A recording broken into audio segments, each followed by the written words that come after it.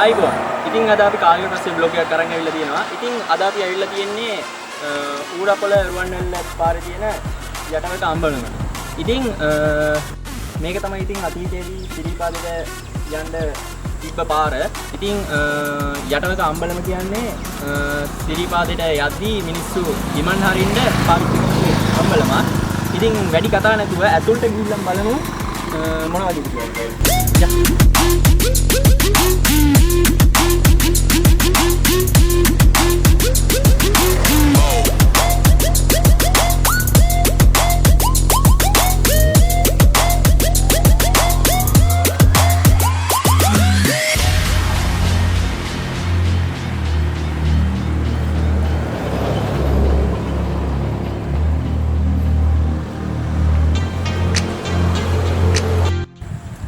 හරි ඉතින් අපි අම්බලම ඇතුළට ඇවිල්ලා ඉවරයි. ඉතින් මේක මොන වගේ අරමුණකින්ද හැදුවේ මොන වගේ දෙයකටද හැදුවේ කියලා අහගන්න සර්ට ආරාධනා කරනවා. ඇත්තට මේ තමයි යටවක අම්බලම. යටවක අම්බලම කියන්නේ තථා සුවිශේෂී ස්ථානයක්. මොකද මේ තමයි අර කලින් කිව්වා වගේම පැරණි සිරිපාද වන්දනා ගමන යන අපේ ආදරණීය මුතුන් මිත්තන් නවාතැන්ගත් එක තැනක් තමයි මේ කියන යටවක අම්බලම. යටවක අම්බලම ඇත්තට පිහිටලා තියෙන්නේ ඌරපොළ ඉඳන් රුවන්වැල්ලට යන පාරේ කිලෝමීටර 1කමාරක් වගේ යනකොට දල වශයෙන් තමයි මේක තියෙන්නේ. එතකොට මේක ඇත්තටම ගත්තාම 100%ක් එහෙම නොවෙන්න ඕන. නමුත් මේක බොහෝ දුරට හතරස් හැඩේ අම්බලමක් විවිධ හැඩේ අම්බලම් තියෙනවා. ඒතර මේ තනි ශාලාවක්. දැන් සමහර අම්බලම් තියෙනවා කොටස් බෙදපුවා තියෙනවා. මේක තනි අම්බලමක්. තනි අම්බලමක් වගේ මේකේ වහලය බලන්න මේක තියෙනවා පරාල 8ක්. මේ වරින් මාර දාපු ලී 8කින් තමයි වහලේ සම්බන්ධ වෙලා තියෙන්නේ. ඒ සියල්ලම වහල් ලී 8ම තනි කණුවකින් සම්බන්ධ වෙලා එකතැනකින්.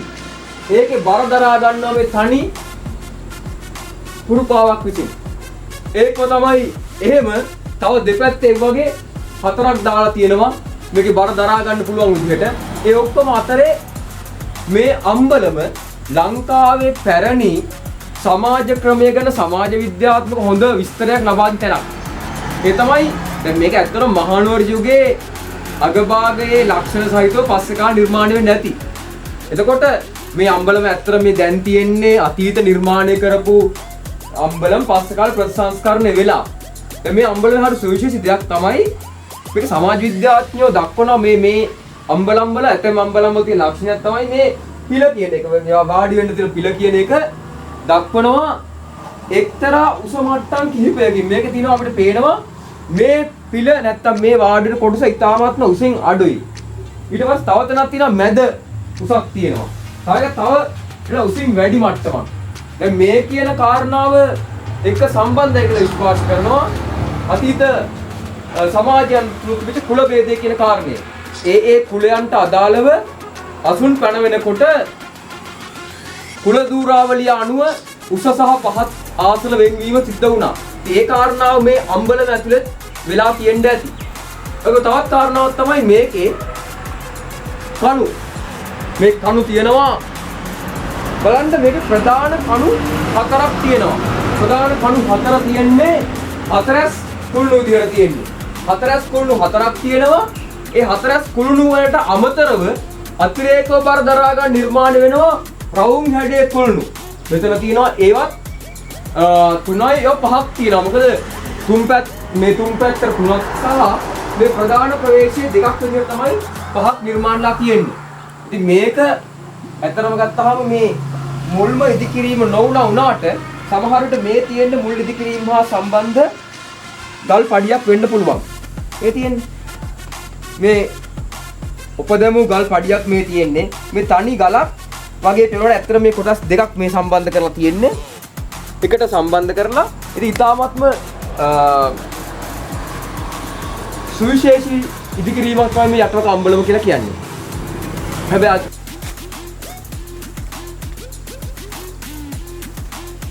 අපිට පේනවා මේ තියෙන පුරාවිද්‍යා ආරක්ෂක ස්මාරකයක් බවට පත් කරපු බෝඩ් එක තමයි මේ තියෙන්නේ.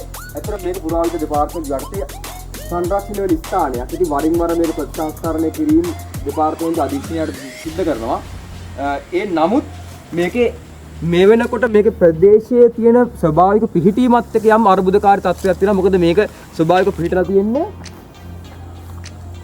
යම් ප්‍රපාතයකට සම්බන්ධ වෙලා. ඒ නිසාම මේ ගිලා බැසීමේ අවදානවල මුහුණ දීලා තියෙනවා ස්වභාවික හේතුන් මත. අපිට අර පැහැදිලිවම පේනවා අර විත්ති සම්පූර්ණ පුපුරලා ගිය ලක්ෂණ මේකේ ඉතා පැහැදිලිවම තියෙනවා. ඒක ඊට වඩා සමහර විට වැඩි ඇති එහා පැත්තට ගියාට පස්සේ. අපිට ඉතාමත්ම සුවිශේෂී චරිතයක් හම්බ වෙනවා මෙතන යටවක අම්බලම ගාවදී. ඇත්තටම මේ අම්බලම රැක බලාගත්ත සහ ආරක්ෂා කරන පරම්පරාවේ වර්තමාන නියෝජනය තමයි සුනිල් මහත්තයා. දැන් මෙතුමා අහමු මේ අම්බලම ගැන එතුමාගේ මොකද්ද කියනවා.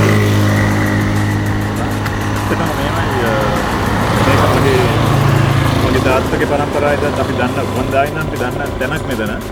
එතකොට මෙතන මේක හරියට ප්‍රයෝජනවත් වෙන ස්ථානයක්. ඉතින් මේකේ පෞරාණික වටිනාකම ආරක්ෂා කරන්න අපි කවුරුත් උත්සාහ කරනවා. ඒකට දෙන්න අපකප්පීම අපි අත්‍යවශ්‍යම අනිවාර්යෙන් දෙන්න ඕනේ. මොකද දැන් මේකේ ප්‍රයෝජන ගන්න ගොඩාක් ඉමන් නිවා ගන්න ස්ථානයක් හැටියට තමයි මෙතන ඉන්නේ. මෙතන ගමන් බිමන් යන අය ගොඩාක් මේ වෙනුවෙන් අපකප් වෙලා මේ දෙන්න ඇවිල්ලා දවල් ආහාරය, උදේ ආහාරය, රාත්‍රී පොඩි විවේකයක් අරගෙන යන්න මිනිස්සු කැමතියි. නමුත් එතන පොඩ්ඩක් පිළිසකර කරලා නැවත ප්‍රතිසංස්කරණය කරලා මේව ආරක්ෂා වෙන මට්ටමට ගෙනාව නම් ගොඩක් දුරට මේ ආදි කාලේ ඉඳලා මේ මිනිස්සු ඉවන් කරපු තැන් මේ තැන් ඒ නිසා මේක මේ අපි දන්න අහලා තියෙන විදිහට කරන කරත්තකාරයෝ එහෙම නැත්නම් ගැල් කරත්තකාරයෝ මිනිස්සු පයින් ගමන් බිමන් යනකොට ගිමන් නිවා ගන්න නවාතැන් පොලක් හැටියට තමයි මේවා භාවිතා කරලා තියෙන්නේ. එතකොට ඒ තැන් වලින් ප්‍රයෝජනය ගන්න එක අපි ඒව ආරක්ෂා කරන එක අපේ යුතුකම. මේ වටිනාකම කියන්නේ අද විදේශීය සංචාරකයෝ ලංකාවට මේ ඉතිහාසයේ නොවන තරම් අද ලංකාවට එන අවස්ථාවක්. ඒ නිසා මේකෙන් ඒගොල්ලෝ දැක්කම මේ තැන් වීඩියෝ කරනවා. මේවා පෞරාණික ස්ථාන වීඩියෝ කරනවා. ඒගොල්ලන්ට ආයි ලොකු ආකර්ෂණයක් තියෙනවා අපේ පෞරාණික අපේ ඉතිහාසය ගැන. ඒ හින්දා මම දකින්නේ මේක අපි කවුරුත් එකතු වෙලා පුරාවිද්‍යාය කරන්නේ අපි රාජ්‍ය ආයතන නිලධාරීන්ට අපි දැනුවත් කිරීමක් කරන්නේ මේක මීට වඩා ප්‍රතිසංස්කරණය කරලා මේක ආරක්ෂා කරලා මේක කඩා වැටීම් ගරා වැටීම් ඔක්කොම නැවත සකස් කරලා පිළිසකර කරලා මේ දේවල් කරන්න කියලා තමයි මගේ ඉල්ලීම තියෙන්නේ. ඔය අපි දෙක කාරණාවක් තමයි දැන් මෙතනින් එහාට ලොකු කන්දක ආරම්භය නෙමෙයි වෙන්නේ. මෙතන ආරම්භය. ඔව් මෙතන කන්දේ ආරම්භය. දැන් මෙතනින් එහාට තව මීටර් 100 ගාණක් උඩට යනකම් මහා විස්තර කන්දක් තියෙන්නේ. ඒ කන්ද සමහර විට දැන් සමහරට අනිවාර්යයෙන්ම අද මේ තියෙන දුෂ්කරතාවය නෙමෙයිනේ. ඊට වඩා 10000 වෙන දුෂ්කරතාවයක් තියෙනවා. කරත්ත පාරක් යුගයක. එහෙම ඒ කියන්නේ මෙතන කියන්නේ දුෂ්කර ගමනකට අවශ්‍ය කරන ශක්තිය ගන්න කලින් නැවතිලා හිටපු ආරම්භයක් තැන වෙන්න පුළුවන්. විවේකී අරගෙන මෙතින් තමයි නැවත ගමන ආරම්භ කරන්නේ. මෙතන ගමනක් ගිහිල්ලා ඇවිල්ලා මෙතන පොඩි රෙස්ට් එකක් අරගෙන සාමාන්‍ය විවේකයක් අරගෙන තමයි නැවත ගමන ආරම්භ කරන්නේ. සුණරි වැදගත් වටිනා ස්ථානයක් කියලා මේකට බලන්න. දැන් කඩා වැටිලා කඩා කැඩිලා බිඳිලා ගිහින් විනාශයලා අපි දැන් පවතින ස්ථාන තරස්සා කරගත යුතුයි කියන තමයි මගේ අදහස. බොහොම ස්තුතියි.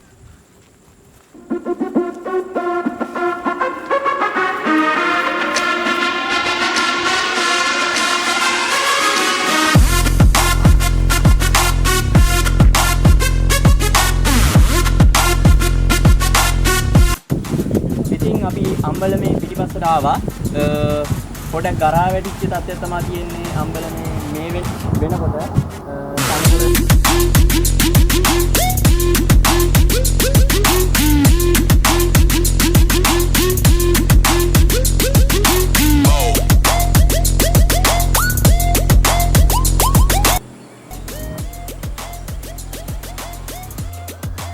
මේ තියෙන්නේ අපේ යටවට අම්බල පිළිකන්න.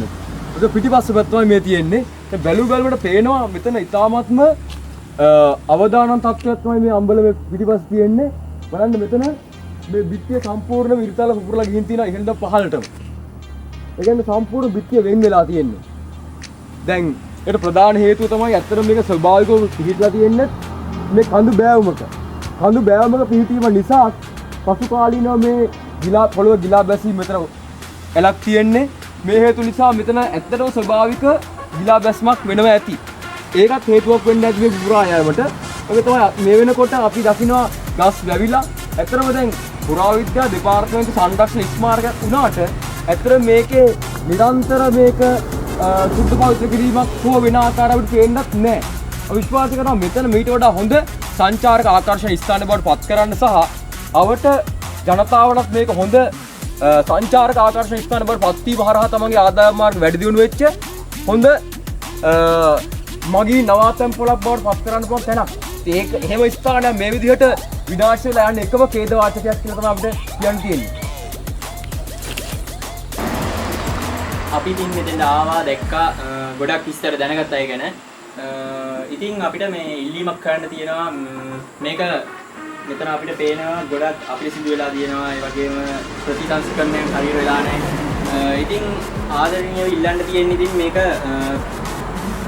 පිරිසිදුව තබා ගන්න කියලා තමයි ෆුඩ් කැලිකසල් දාන්න නැතුව තවත් පුද්ගලයෙක්ට මෙතනින් වැඩක් ගන්න පුළුවන් විදිහට මේක ආරක්ෂිත කරන්න කියන ඉල්ලීම තමයි ඉතින් අපිටත් කරන්න තියෙන්නේ.